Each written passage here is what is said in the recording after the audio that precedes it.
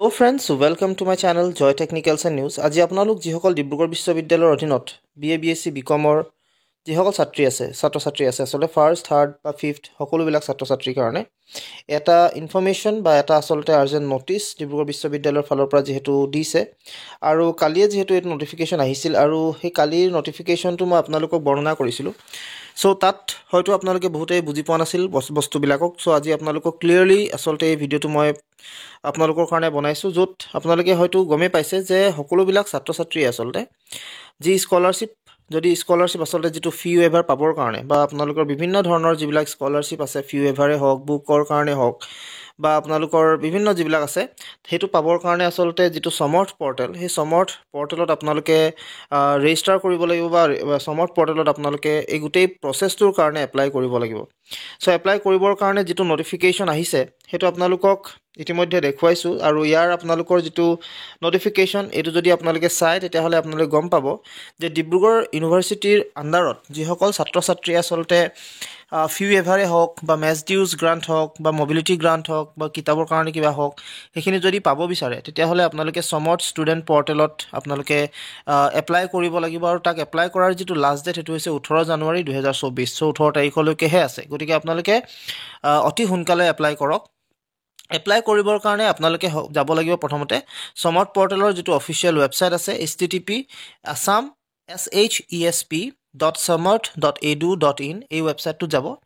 ইয়াত যোৱাৰ পিছত আপোনালোকক যিসকলে আগতে ৰেজিষ্ট্ৰেচন ইতিমধ্যে কৰি থৈছে মানে ফাৰ্ষ্ট সেমিষ্টাৰটো যেতিয়া এডমিশন হৈছিল তেওঁলোকে যেহেতু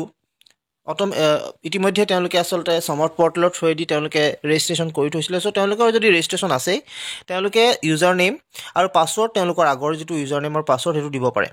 বা আপোনালোকে যদি পাছৱৰ্ড পাহৰিও গৈছে তেতিয়াহলে তাত সেই ঠাইডোখৰতে অৰ্থাৎ আপোনালোকে যেটো পেজত যাব samarth.edu.in সেই ৱেবসাইটটোতে আসলতে ফৰগট পাছৱৰ্ডৰ অপচন আছে আপোনালোকে হেতু কৰিব পাৰিব তাৰ পিছত যিসকল নতুন ধৰক থাৰ্ড সেম হওক ফিফথ সেম হওক তেওঁলোকে আসলতে যেহেতু আগতে ইয়াত ৰেজিষ্ট্ৰেচন কৰা নাই সো তেওঁলোকে নতুন ৰেজিষ্ট্ৰেচন কৰিব তো তাতে অপচন পাব আপোনালোকে নিউ ইউজাৰ ৰেজিষ্ট্ৰেচনটোত আপোনালোকে যাব ক্লিক কৰিব তাত আপোনালোকে এনৰোলমেন্ট নাম্বাৰ অৰ্থাৎ আপোনালোকৰ যেটো ৰেজিষ্ট্ৰেচন নাম্বাৰ সেই ৰেজিষ্ট্ৰেচন নাম্বাৰটো ভৰাব ক্যাপচাটো ভৰাই দিব আৰু এটা ওটিপি আহিব আপোনালোকৰ ৰেজিষ্টাৰ্ড যেটো ইমেইল আইডি বা মোবাইল নম্বৰ আছে সেই মোবাইল নম্বৰত বা ইমেইল আইডিত আপোনালোকৰ এটা ওটিপি আহিব সেই ওটিপিটো আপোনালোকে তাত ভৰাই দিব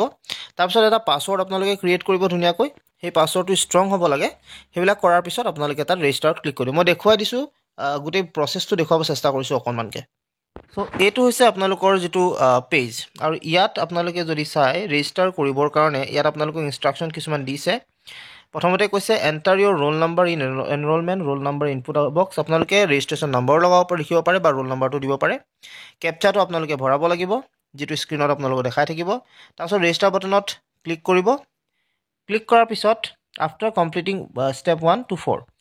তাৰপিছত এটা ওটিপি আহিব সেই ওটিপিটো আপোনালোকে দিব তাৰ পিছত আপোনালোকে এটা পাছৱৰ্ড সেট কৰিব পাছৱৰ্ডটো সেট কৰাৰ পিছত যেতিয়া আপোনালোকৰ পাছৱৰ্ডটো হৈ যাব এটা মেছেজ আপোনালোকলৈ আহিব আৰু সাধাৰণতে আপোনালোকৰ যি ৰোল নাম্বাৰ হওক বা যেটো ৰেজিষ্ট্ৰেচন নাম্বাৰ দিছিলে ইউজাৰ আইডি হেখিনি কমপ্লিট হৈ যাব আৰু আপোনালোকৰ একাউণ্টটো কমপ্লিট হ'ব এতিয়া হেতু কৰিবৰ কাৰণে সক যিসকল আগৰ হয় যিসকলে ইতিমধ্যেই তেওঁলোকৰ ইয়াত সমৰ্থ পৰ্টেলৰ ৰেজিষ্ট্ৰেচন কৰি থৈছে তেওঁলোকে কেৱল এনৰোলমেন্ট নাম্বাৰটো দিব আৰু পাছৱৰ্ডটো দিব এনৰোলমেন্ট ৰেজিষ্ট্ৰেচন নাম্বাৰ অৰ্থাৎ পাছৱৰ্ড আৰু যিসকলে কৰাই নাই সাধাৰণতে বহুতেই সবেই কৰা প্ৰায় সকলোৱে কৰা নাই গতিকে আপোনালোকে ৰেজিষ্টাৰ কৰি লওক প্ৰথমতে ৰেজিষ্টাৰত যাব এই ৰেজিষ্টাৰত ক্লিক কৰিব ক্লিক কৰাৰ লগে লগে প্ৰথমতে আপোনালোকে ইয়াত এখিনি ইনষ্ট্ৰাকচনছ খিনি পাইছে ইয়াত আপোনালোকে দেখিছে আপোনালোকৰ যেটো ৰেজিষ্ট্ৰেচন নাম্বাৰ আৰু ৰোল নাম্বাৰটো আপোনালোকে দি দিব ক্যাপচাটো দিব ৰেজিষ্টাৰ কৰিব ৰেজিষ্টাৰ কৰাৰ পিছত আপোনালোকে ইয়াত ওটিপিটো আপোনালোকৰ মোবাইললৈ আহিব ওটিপিটো ভৰাব ওটিপি ভৰোৱাৰ লগে লগে আপোনালোকলৈ এটা পাছৱৰ্ড ক্ৰিয়েট কৰিব দিব পাছৱৰ্ডটো ক্ৰিয়েট কৰিব ওকে কৰি দিব ওকে কৰাৰ পিছত আহি যাব আপোনালোকে আকৌ এই পেজটোত ইয়াত আপোনালোকে কি কৰিব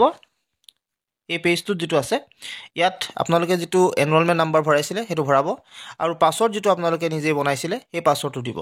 তাৰ পৰা ক্যাপচা কোডটো দিব আৰু লগইন কৰিব তাৰপিছত ডিটেইলছ খিনি যিখিনি আছে হেখিনি ফিল আপ কৰিব মই আপোনালোকক দেখুৱাই দিম এটা ষ্টেপ বাই ষ্টেপ গোটেই প্ৰচেছটোৱে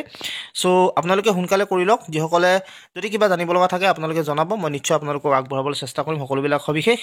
আৰু এটা ষ্টেপ বাই ষ্টেপ ভিডিও হয়তো দিবলৈ চেষ্টা কৰিম অলপ পিছত গতিকে আপোনালোকে থাকিব চেনেলটোত আশা কৰিছো ভিডিওটো আপোনালোকে ভাল পালে যদি ভাল পালে নহলে প্লিজ যিমান পাৰে হিমান শেয়াৰ কৰক সাবস্ক্ৰাইব কৰক চেনেলটো আৰু লাইক কৰিবলৈ নাপাহৰিব আজিলৈ মানে